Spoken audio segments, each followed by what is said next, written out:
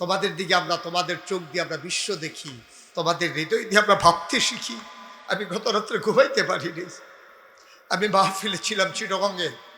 আমার মাহফিলের মাঝে একজন কানে কানে এসে আমাকে বলতেছে যে হুজুর, আমাদের হাদি আর দুনিয়াতে নাই। আমি স্তব্ধ হয়ে গেছি, আমি ঘুমাইতে পারি নাই।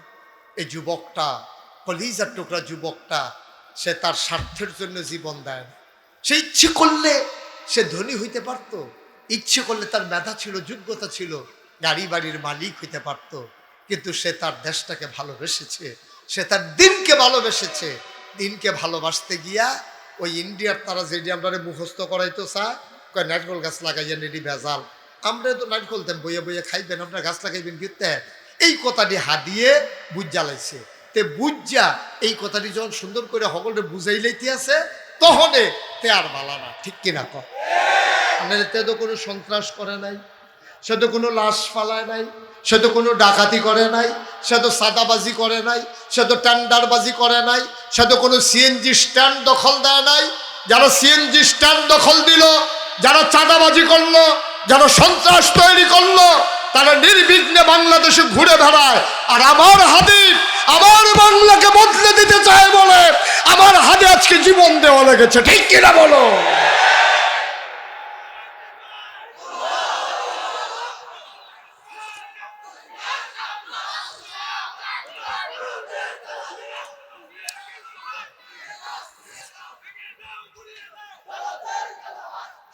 সম্মানিত উপস্থিতি, সজাগ হতে হবে, সচেতন হতে হবে,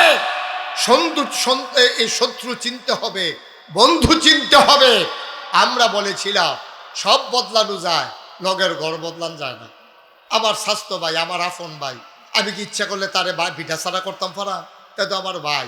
আমরা তো ইন্ডিয়ার তারারে ভাই মনে করছিলাম যে আপনারা ভাই, আপনারা বড় ভাইয়ে, যেহেতু আপনারা বড় দেশ, আপনারা বড় ভাই, আমরা মিলজিল করে থাহাম।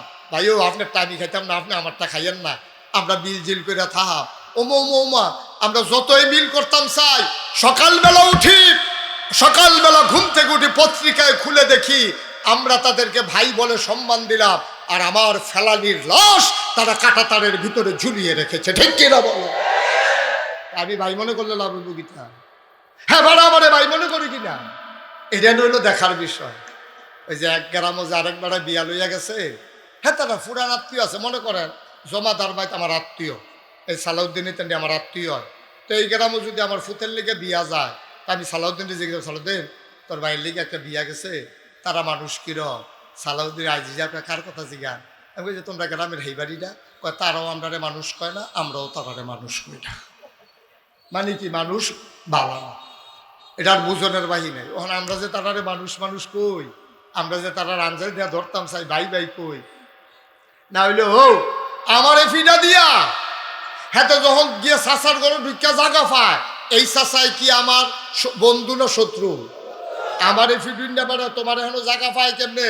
আমার দেশে যারা আজকে খুন করে তারা দূর দিয়ে বুচ্চু করে ইন্ডিয়াকে ঢুকালায়, আমার দেশে যারা অন্যায় করে দূর থেকে ইন্ডিয়া ঢুকালায়, আর হ্যাঁ তারা ওকে আদর করে যত্ন করে রাহে।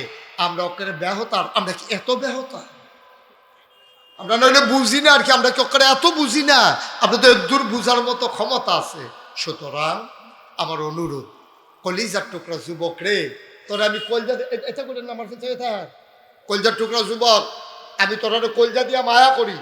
এই কলজাটা যদি কাটটা দেখাইতাম পারতাম, দেখলো লাইনে লাইনে খালি যুবক যুবক লেখা।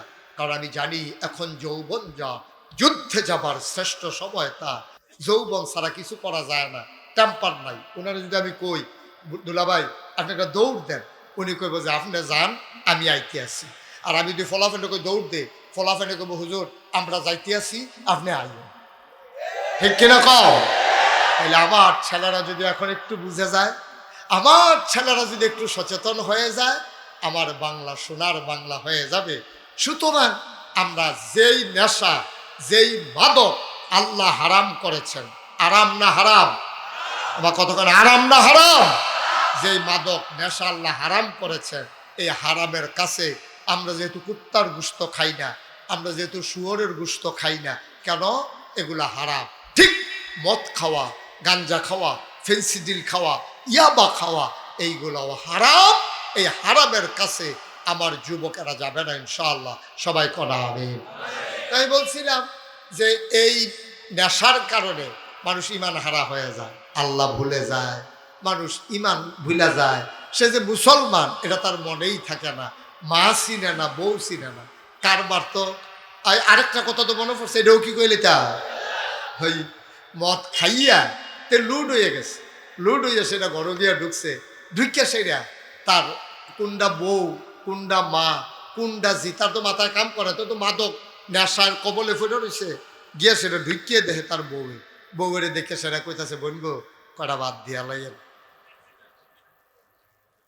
ও জিয়ারে দেখছে, জিয়ারে গিয়া সেটা দেখে সেটা কইতাছে বনগো ফ্যানের ভিতরে প্রচন্ড খিদে দুগলা বাদ দিয়া লাইয়েন।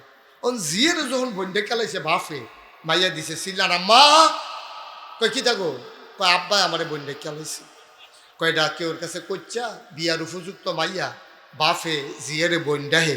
এই কথা শুনলে এই বিয়ার দেওয়ার লাগতো না, দৌড়াইয়া এই বউয়ে আইসে ঘর আইয়ে সেরকম আপনার কত কইছি এটা খাইয়ের না মাইয়া ফান বড় হইতাছে এটা বিয়া দেওয়ার লাগবো, কেরাই হুন্নালাইছে কিব আপনি দিতাইরে বন্ডিকা বিয়ে হইছে। এবার আইস দেখ মাগো মাথা ঠিক নেই।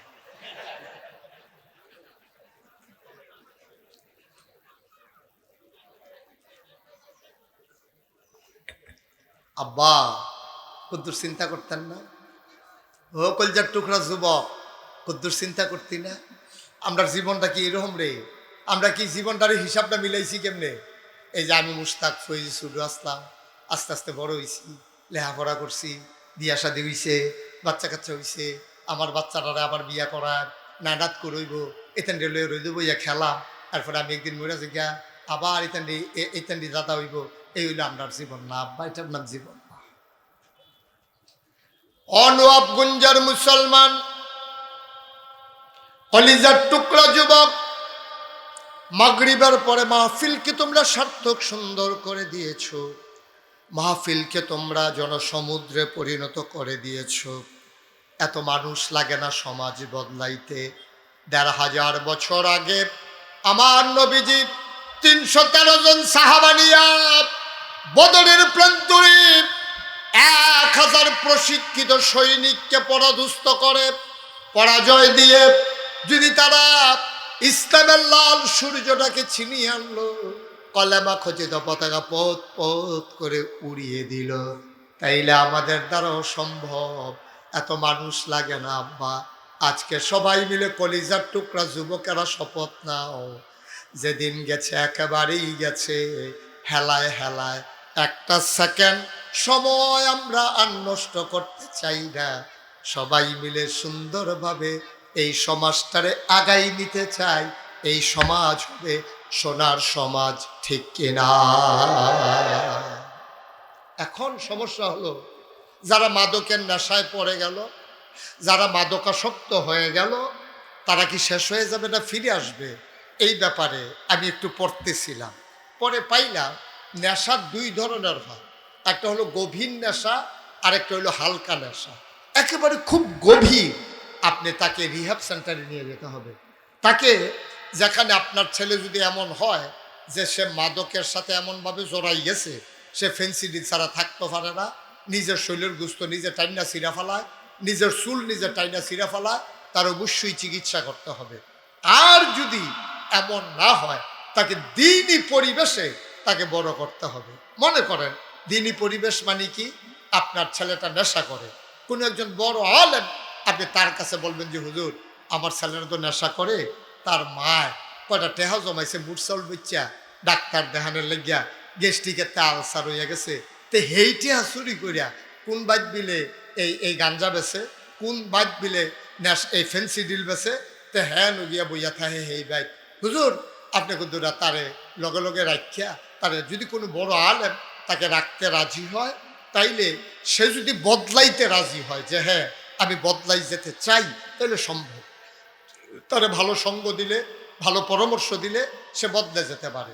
এই ক্ষেত্রে সবচেয়ে বড় দায়িত্ব হলো মা, বাবা, ভাই, বোন, এই চারজন কোনো মাদকাসক্ত ছেলেকে নার্সিং করতে হবে। ২৪টা ঘন্টা তাকে আপনার নজরে নজরে রাখতে হবে, সে কই যায়, কার সাথে মিশে। মাগরিবের টাইম হইলেতে করতে পারি যে গিয়া একেবারে এই ফেয়ার অ্যান্ড লাভলি দিয়া জিন্সের প্যান্ট ফিন দেয়া সাজ্জা সুজ্জাতে বার হয়। যখন দেখবেন যে রাতের 3টার সময় পর্যন্ত ঘুমায় না, তা আমিও তো 3টা পর্যন্ত ঘুমাই না। আজ যত ঘুমাইছি সকাল 5:30। এটা আমার মতো তে যদি ওয়াশ কইরাইয়া না ঘুমায় তততে আরো ভালো হয় না। আবার হুদুদি তেই বইয়া থাকে, তে আডে, তে উডে, তে মোবাইল চালায়। রাতের 3টা বাজে, আপনার ঘুম শেষ, আপনি ঘুমের তো উঠছেন নামাজ পড়তে, উঠটা দেখেন তে ওখানে ঘুমাইছে না, বুঝবেন যে কুসকুস কালা হয়। নমুনা খারাপ, নমুনাটা বেশি সুবিধার না। এই জন্য উঠতি বয়সের বাচ্চাদেরকে, ছেলে হোক মেয়ে হোক, কয়েকটা কথা বলি, খুব মন দিয়ে শুনেন। 1 নম্বরে, আলাদা রুমে থাকতে দেওয়া যাবে না। আলাদা কোনো রুমে থাকতে দেওয়া যাবে না। 1 নম্বর কাজ হলো আপনি আলাদা কোনো রুমে থাকতে দেবেন না। যদি হ্যাঁ বাচ্চাটা আপনার ছেলে 15-16 বছর বয়স, তারে যদি আলাদা রুম দেন, কিন্তু দরজা বন্ধ করে সে ঘুমাইতে পারবে না। সে ঘুমাইতে হবে দরজা খুইলা। কথা কি বুঝতেছেন আমার? যে আমাদের মাঝে বাংলাদেশ জামাত ইসলামী কর্তৃক মনোনীত এই দেবিদ্বারে যিনি সংসদ সদস্য প্রার্থী সামনে, আমাদের সাইফুল ইসলাম শহীদ ভাই, তিনি আমাদের মাঝে এসে হাজির হয়েছেন। বলেন আলহামদুলিল্লাহ। তিনি আপনাদের কাছে একটু দোয়া নেবে, আমি সুযোগ করে দেবো ইনশাআল্লাহ। আমরা এই বাচ্চা, এই বসো। ওমা কি রে, বুঝছে? হ্যাঁ বুঝছে না, হ্যাঁ বুঝছি। মোবাইলটা বন্ধ কর, লাইটটা বন্ধ করো। ওই যে কথাটা কইতাম ইসলাম, আপনার বয়স, আপনার ছেলের বয়স 15-16 বছর, তাই যদি আলাদা রুমে হুত্তো চায় তো ঘুমাও, কিন্তু সাবধান, রাতের বেলা দরজা বন্ধ করে ঘুমাইতে পারবে না। এটা আপনি দেবেন না, নট অ্যালাউ। রাতের বেলা 15-16 বছরের ছেলে যারা অথবা মেয়ে, তাদেরকে দরজা বন্ধ করে ঘুমাইতে দেওয়া যাবে না। সে দরজা খুলে ঘুমাবে। পাশের রুমে তার আব্বা আছে, যে কোনো সময় তার রুমে ঢুকবো, ফুতের রুমে বাফে ঢুকবো, তো দরজা বন্ধ করে ঘুমাইতে পারি। তইলে তে যেহেতু দরজা বন্ধ করে, তইলে বুঝা গেল তার কোনো না কোনো একটা মতলব আছে। নাহলে তো দরজা বন্ধ করে লিখে আছে, ঘর তো একটা মেন দরজা তো আমরা বন্ধ করে আলোছি, তুই ভিতরটা আবার বন্ধ করে স্কৃতি, তুই এটা করতে দেওয়া যাবে না। ছেলে হোক মেয়ে হোক, বন্ধ করতে দেওয়া যাবে না। 2 নম্বরে, মাদক থেকে যদি এই সমাজকে ফিরিয়ে আনতে হয়, 2 নম্বরে যেই কাজ, এই কাজটা হলো একাকী সন্ধ্যার পরে অথবা দিনে একা একা দীর্ঘ সময় আপনার বাচ্চাকে ঘরের বাইরে রাখা যাবে না। ছেলে সহালে বাড়িছে, দুপুরে খাওয়ানোর খবর নাই, একবারে মাগরিবের পরেও আইসে না, তে রাতের 12টার সময় আইসে, সারাদিন আসিল কো, খাইছে কো, আপনি খবর লন না। তে কইছে যে বন্ধু বান্ধবের লোকে খাইয়া লাইছি না, আমার ঘর রান্না হইছে, তার মায় রাঁধছে, তে বাইরে খাইতো গেরি। এই জিনিসগুলো আমরা যখন খামখেয়ালি করবেন, তখনই বুঝবেন যে সমস্যা, নিদারুণ সমস্যা শুরু হয়ে গেছে। 1 নম্বরে আলাদা রুমে থাকতে দেওয়া যাবে না। 2 নম্বরে দীর্ঘ সময় আব্বা আম্মার কাছ থেকে 15-16 বছর বয়সের বাচ্চাদেরকে, যে টিন বয়সটা, টিনেজ কয়, যে টিনেজ কয়, যে টিন বয়স, 3 কয় থেকে শুরু হয়? 13 থেকে। 12-এর পরে হলো 13, 14, 15, 16, 17, 18, 19, তারপরে কি 20। এই যে টিন, 13 থেকে 19, এই বয়সটা হলো সবচেয়ে ডেঞ্জার। এই টিন লাস্টে দিয়া যে ডিবিতে টিন আছে ইংরেজিতে 13, 12-এর ভিতরে কি টিন আছে? এবার চাই আমি সবাই লাগাইতাম, ফলে ভালো আছে টিন। এই 12-এর ভিতরে টিন আছে রে, টিন আছে। 13-এর ভিতরে, 13-এর ভিতরে টিন আছে, 19-এর ভিতরে টিন আছে, 20-এর ভিতরে আবার টিন নাই।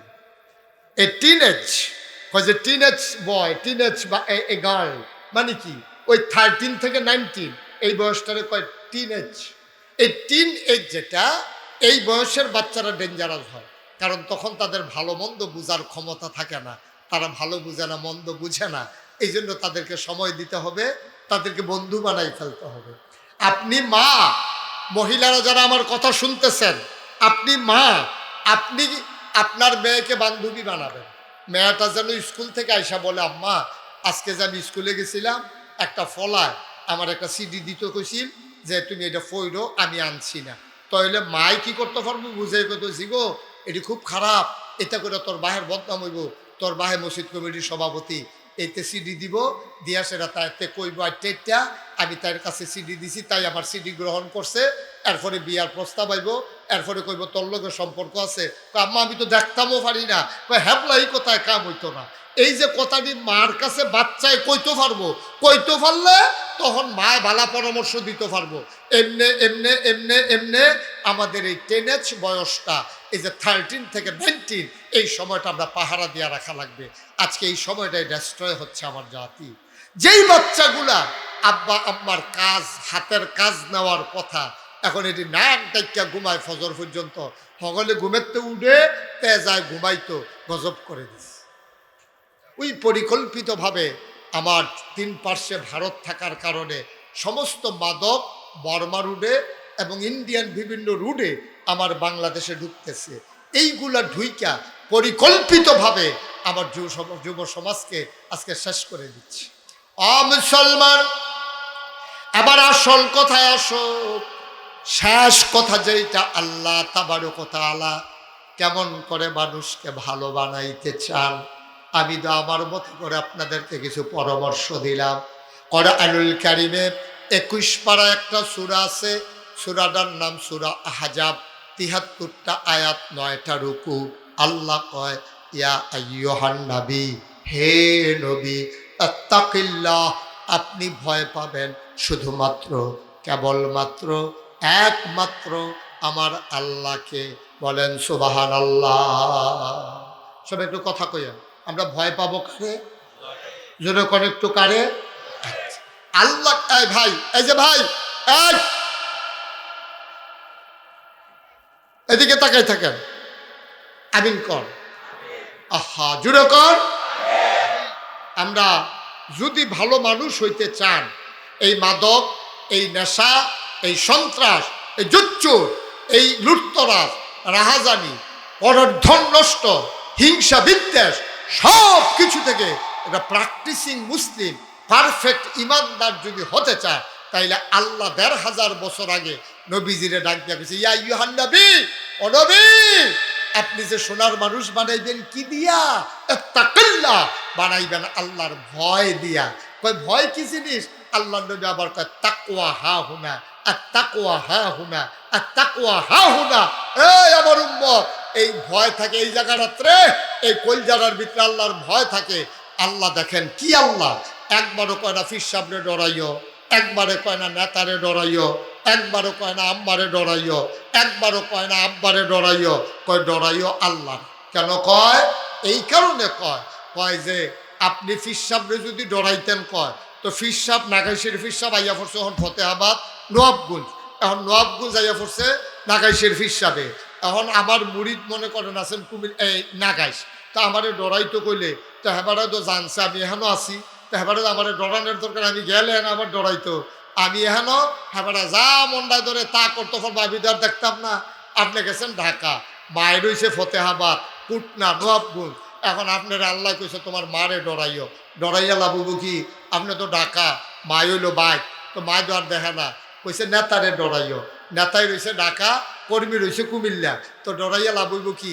এর লেগা আল্লাহ কয়, না না না না না না, ফির সাব না, লাট সাব না, নেতা না, মন্ত্রী না, এমপি না, কাউরে না ডরাইবা, কেবলমাত্র, শুধুমাত্র, একমাত্র আল্লাহরে।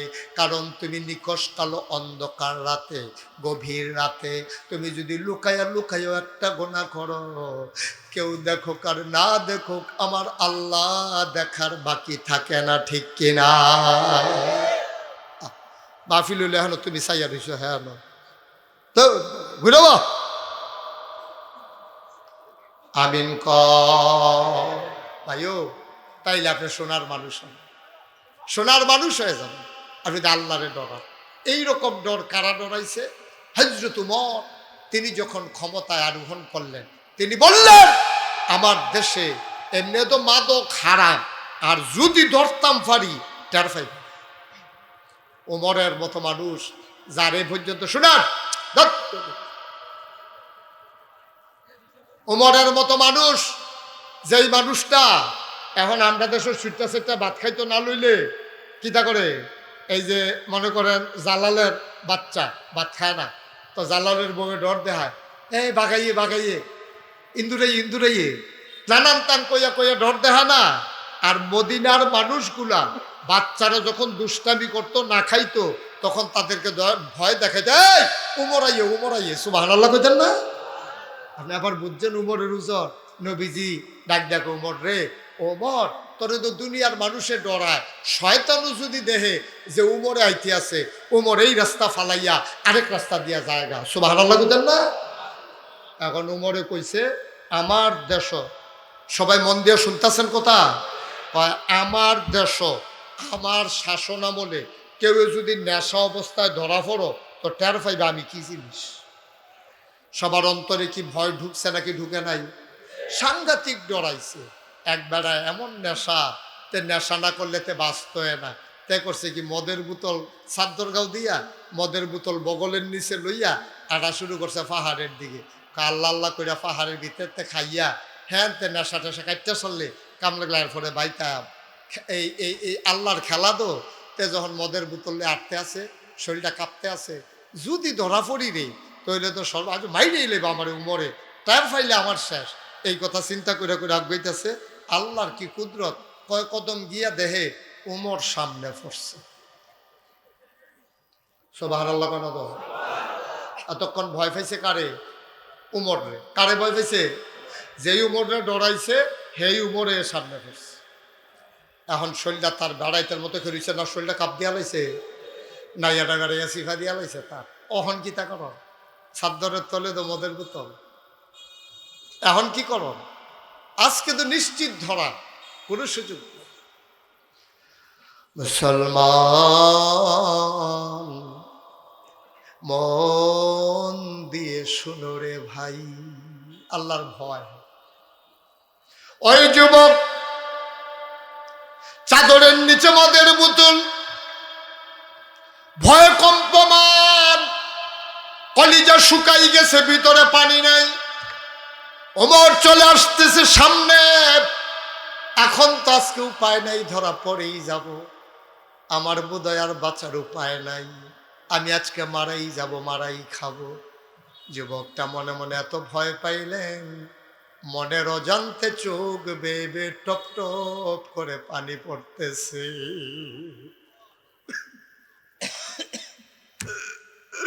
যুবক বলে বলে আল্লাহ, ও আল্লাহ, সব শক্তি যেখানে শেষ, তোমার শক্তি সেখানে শুরু।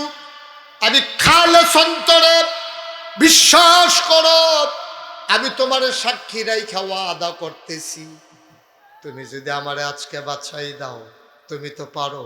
ওয়াল্লাযীনা জাহাদু ফীনা লানাহদিয়ান্নাহুম সুবুলানা ইন্নাল্লাহা লামাআল মুহসিনিন। যারা আল্লাহর পথে চলতে চায়, আল্লাহ নাকি বান্দার জন্য সবগুলো রাস্তা সহজ করে দেয়।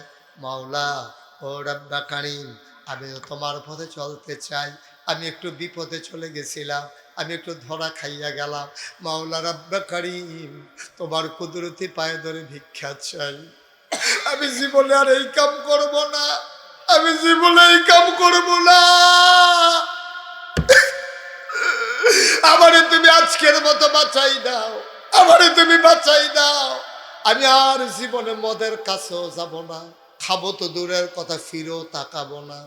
আল্লাহ, ও আল্লাহ, তুমি তো পারো, তুমি ছাড়া কে আছে আমার?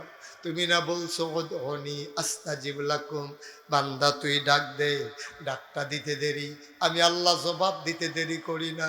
আমি না তোমারে ডাকতেছি, তোমার কি মায়া লাগে না?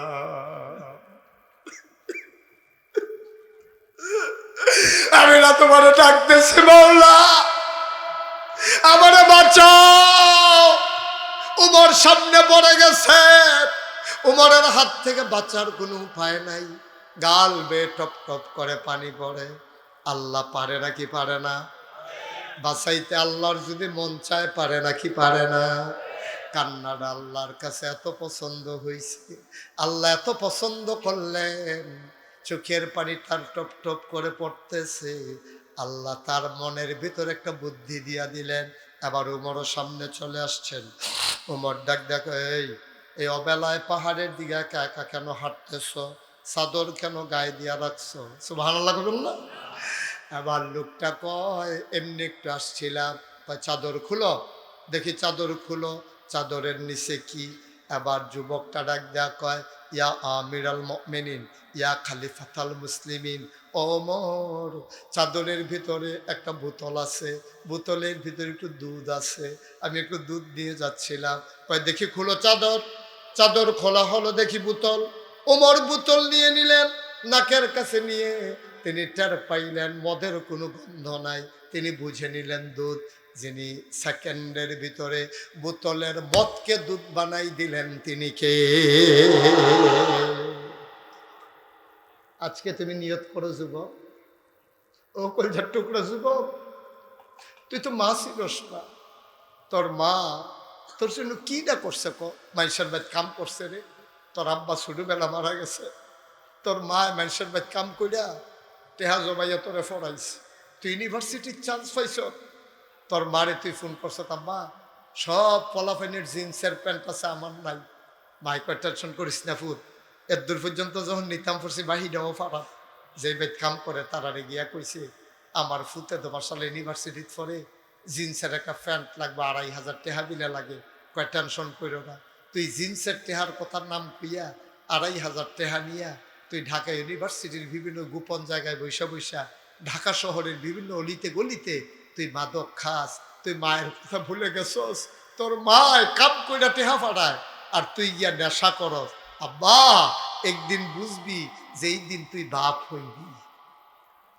এখন তো তুই বাপ হস নাই, তো এখন যেদিন বাপ হয়ে যাবি ওই দিন বুঝবি। আমরা সবাই মিলে ইচ্ছে করলে আমার সমাজটাকে বদলে দিতে পারি। কলিজার টুকরা যুবক, অনুরোধ করে বলে যাই, আদর করে বলে যাই, মায়া নিয়া বলতেছি, তোমাদের যারা যুবক আছো, যদি ভুলে বন্ধুর পেছে পইড়া, শয়তানের কুমন্ত্রণায় পইড়া, নফসের তাড়নায় পইড়া যদি ভুলটা করে থাকো, আল্লাহর হস্তে আজকে এই মুহূর্তে ওই উমরের সামনে পড়ে যুবক যেমনে ওয়াদা করেছিল, যেমনে তওবা করেছিল, আজকে এই মুহূর্তে তওবা করো, আল্লাহ তোমার ভাগ্য বদলে দেবে। ঠিক কিনা? আল্লাহ তোমাকে বদলে দেবে, কোনো চিন্তার দরকার নেই। ভাইয়েরা কিছু কইরা যাই, এই যে আমার আদরের জালাল, আমার আদরের আমার ভাগনাডি মহিউদ্দিন জালাল, তারপরে গিয়া সালাউদ্দিন, এটা নিয়ে মিল্লা মিশা এলাকার মানুষ লইয়া, বনজামাইরে লইয়া, আমার বাগনি জামাই, তারপরে সবাই মিল্লা জিল্লা আপনারা লইয়া এই যে একটা মাহফিল করার কারণে আজ আমি এই কথাটি কইতাম পারছি, আপনারা শুনতে পারছেন। আমার যুবকগুলা বদলাইতেছে, তারা মনে মনে চিন্তা করতে আছে, এটা একটা বিরাট সুযোগ। ইচ্ছে করলে আপনি সমাজটাকে বদলে দিতে পারেন। অহন বাংলাদেশও 250 টাকা হইলে একটা বালা কম্বল পাওয়া যায়, মাত্র 250 টাকা হইলে সুন্দর কম্বল পাওয়া যায়। এই গ্রামও কেডায় শীতের ভিতরে রাতের বেলা ঘুমাইতে পারে না, আমার জালালে, আমার সালাউদ্দিনে, আরো ফলাফেন্ডিনে লইয়া সবাই ইমাম সামনে লইয়া একটা তালিকা করুক, দেখবেন 20 জন মানুষও পাইতো না, যেই মানুষটি একটা কম্বলের লিগা ঘুমাইতে পারে না। এই 20টা বেডি অসহায়, জামাই নাই, বাচ্চা কাচ্চা নাই, সৈয়াতুল্লাহ খাস জায়গার ভিতরে, স্কুলের মাঠও বুড়া বেডি থরথর করে কাফে, ঘুমাইতে পারে না এই শীতের ভিতরে। আমরা যদি ফলাফাইনে মিললা কিছু সান্দামন্দা তুললা 20টা কম্বল কিনা রাইতের 12টার সময় ফাহারা দিয়া গিয়াসের যদি 20টা বেডি তার ঘর, 20টা বেড়ার ঘর, যদি 20টা কম্বল দিয়ে আইতাম পারতাম, জান্নাতের লাগিয়া বছরে বছরে মক্কা মদিনা যাওয়ার লাগতো না, জান্নাতে তোমারে বিচারবো। ঠিক কিনা কম? সহজ। যারা আজকে মাহফিল সাজাইলো, তারা ইচ্ছে করলে অসহায় মানুষের চিকিৎসার ব্যবস্থা করতে পারে। ইচ্ছে করলে যেই ছেলেরা লেখাপড়া করে না তাদের লেখাপড়ার ব্যবস্থা করে দিতে পারে।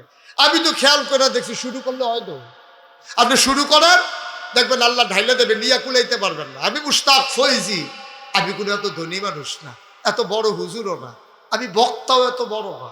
তো বিলে হুজুর আমরা দিয়ে আপনার ওয়াজ শুনতাম, তো বড় না হইলে এতদিন আইসি কিতা, আমরা বড়র দরকার কি? আমরার ভিতরে একটা মহব্বত আছে। আমি মুস্তাক ফৈজি আইলে আপনার যে হগলে দৌড়েই আইয়া পড়ে, এটা হলো খাতির, এটা হলো একটা টান, এটা হলো একটা ভালোবাসা। আমি খুব তাল গাছ একটা লাট সাপ এর লাগিয়া না। ঠিক কিনা কম? এই আন্তরিক মহব্বতে আমরা চেষ্টা করলে অনেক কিছু বদলে ফেলতে পারি। কারণ আপনারা যে আমার চিনেন, আমার যে মানুষের চিনে, কবে বিলে আমি জালাল কবে মিলে আমি কিতা কইছিলাম একবার এই মাহফিল হেইটা আমারে আরো তখন বুর্খা গাও দৌড়ের বাহির হইছে বেড়া যে একটা বিপদে আছি। গত বছর শহীদ ভাই হজ গেছি, মেসফালা আমি দাঁড়াই রইছি, এমন টাইমে সৌদি আরবের শুধু বাচ্চা এই তার আব্বারে টাইম না আমার কাছে না খেলা করাইছে। আমি তো কই হয়েছে না আজ খাইছি ধরা আজ যে কি বিপদ রে আল্লাহ জানে। এটা কাছে না সেটা তার আব্বা আম্মারে আমারে দেহাই আঙ্গুল দিয়া কয় মুরব্বী মুরব্বী। আমি বেড়া তোরা ডরে বেড়া আইয়া পড়লাম সৌদি আরব। হ্যাঁ আইয়া বেড়াইয়া তোরা আমারে গেরাল দিয়া লাইছ কিতা কইতাম রে। পরে কি হলাম আমিও আইস দিয়ে গেছি আর কি।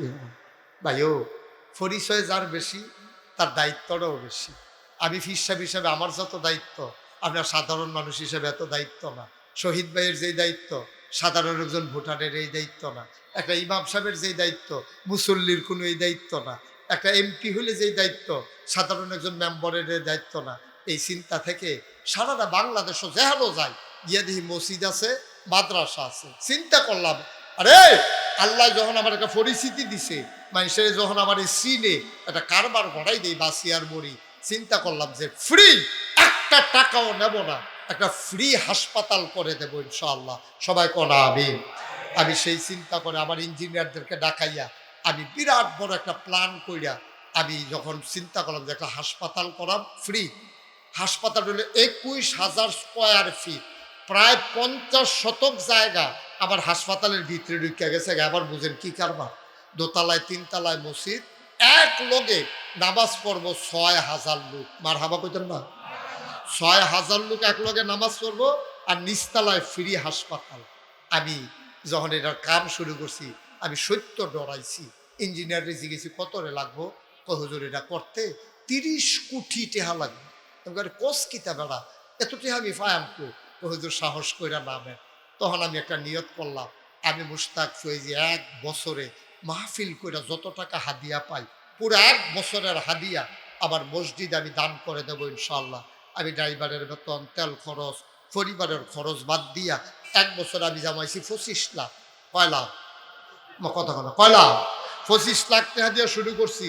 আর আজ যে আমি আপনারা এখন আওনের আগে মাদ্রাসাত বইয়া চাইছিলাম কয় টাকা খরচ করছি, চাইয়া দেখি 6 কোটি 23 লক্ষ টাকা। আজকে 2025 সালের 19শে ডিসেম্বর পর্যন্ত 6 কোটি 23 লক্ষ টাকা আমি আমার মসজিদ হাসপাতালের পিছনে খরচ করেছি। আমি দিছি মাত্র 25 লাখ, বাকি টাকা আসলো থেকে 5 কোটি 98 লাখ টাকা কোথেকে আসছে। আমি মাহফিলে ছিলাম, একদিন মাদ্রাসায় নাই, পরের দিন গেছি, পরে ফলাফানে হুজুর কালকে একটা ঘটনা ঘটছে। আমি কি ঘটনা? হুজুর একটা বেডি ভগিন্নি বেডি এই ভিক্ষা করে মসজিদের কাছে দিয়ে যাইতেছে মাগরিবের টাইমে, যাওয়ানোর সময় ফলাফানে জিজ্ঞাসা ও এটা হলো কিতা ফিসা বুঝুন এতটা কিতা বানায়। এটা একটা হাসপাতাল আর মসজিদ। তোমরা খাড়ি আসেনি? আছে তো কারণ স্যার খাড়ি ডানছে। পরে সারাদিন ভিক্ষা করে বেডিডায় যেই চাউল ডিফাইছে এটি ডাইলা দিয়া কান্দা দিয়া কয় হুজুর কইও সারা জীবন তো ভিক্ষা করে বাইক নিলাম আর যে মসজিদও দিয়া গেলাম না। আমি সারা রাত ঘুমাতে পারি না। আরে কয় কি ভিক্ষা করা মহিলা এই কারবার করে গেছে, আমি আর ঘুমাইতে পারি না। ভাইয়ারা দয়া করে আপনাকে তো দোয়া করেন। আর আমার এখানে একটা এতিমখানা আছে, আমার ফুতে আমি যা খাই আমার এতিমখানার বাচ্চারা তা খায়। আমার ছেলে যেই মানের কাপড় পরে আমার এতিমখানার বাচ্চা, আপনাকে দেখেন একটু ভিজিট করেন। এতিম আপনি বুঝবেন না এটা যে এতিম, এটা এতিম আপনি বুঝবেন না। আপনাদের এলাকায় কোনো যদি এতিম বাচ্চা থাকে দয়া করে আমার এখানে পাঠাই দেবেন। ইন্টারন্যাশনাল মানে আন্তর্জাতিক মানে আমার একটা হিপসখানা আছে। কেউ যদি মনে করেন আপনি বিদেশ থাকেন, আপনি আপনার বাচ্চাটাকে নিশ্চিন্তে দিতে চান, তাহলে আমার 4 তলা বিল্ডিং, নিচতলায় গেট, গেটের ভিতরে তালা, তালার সামনে দারোয়ান, বের হওয়ার কোনো সুযোগ নাই। নিশ্চিন্তে সে পড়বে, 18 একর জায়গা, বিকালবেলা সে খেলবে আনন্দের সাথে। আমার এখানে আলেম মাদ্রাসা, আমি চেষ্টা করতেছি জাতিকে কিছু করে দিয়ে যাওয়ার জন্য। আমি তো থাকবো না, একদিন মুশতাক ফয়েজি থাকবে না, কিন্তু কিছু একটা করে যাওয়া দরকার। সেই চিন্তা থেকে আমি এই কাজগুলা করে যাচ্ছি। প্রাণ ভরে দোয়া করেন। এই যে করোনার সময় আমি বাজার কইরা রাইতের 12টা 1টার সময় মানুষের গরু নিয়ে বাজার দিয়েছি, বানান না গল্প না, চেষ্টা করছি। এই যে গত বছর বন্যা গেল 15 দিন আমি আমার পরিবার থেকে বিচ্ছিন্ন ছিলাম। আমার এই নতুন মসজিদের নিস্তালার থাইক্যা বুক ফানি ভাঙ্গা ভাঙ্গা আমি মানুষের গড় গড় চাউল ডাইল লইয়া গেছি না নেডি রাহেন। হ্যাঁ দেখে আমার কান্দা দিয়েছে, হুজুর আপনার মতো মানুষে ফানিত নেই মালাইছে, আমি সমস্যা কি? আপনারা সবসময় আমারে দেখেন, আমি আপনারা দেখতাম মনে কয় না? আমারও তো দেখতাম মনে কয়। আল্লাহ যেন আমাদের সবাইকে এইভাবে দায়িত্ব পালন করে করে যেন আমরা দুনিয়া থেকে বিদায় হইয়া আখেরাতে কিচ্ছু একটা লইয়া দাঁড়াইতাম পারি। আল্লাহ যেন কবুল করে সবাই করা হবে, আল্লাহ যেন হেফাজত করে সবাই করা হবে। তো যেই কথাটা কোয়ার লেগা কথাটা কইছি, আমার মসজিদরাত আমার মতো গরিব মানুষে আমি যদি 25 লাখ টাকা দিতাম পারি, ভগিন্নি বেডি যদি একদিনের ভিক্ষার চাউল দিতে পারে, এখন আপনারা যারা আছেন ইচ্ছা করলে আমার মসজিদরাত শরীক থাকলে আমি খুব খুশি হব। 3 তলার ছাদ হবে কিছুদিনের ভিতরে। গতকালকে একজনে 50 বস্তা সিমেন্ট ফাটাইছে মসজিদও ছাদের লেগিয়া। যদি মনে করেন যে হুজুর আমি 2টা টাকা দিয়া আপনার মসজিদরাত কিন্তু শরীক থাকতাম, চাই উঠতেন না।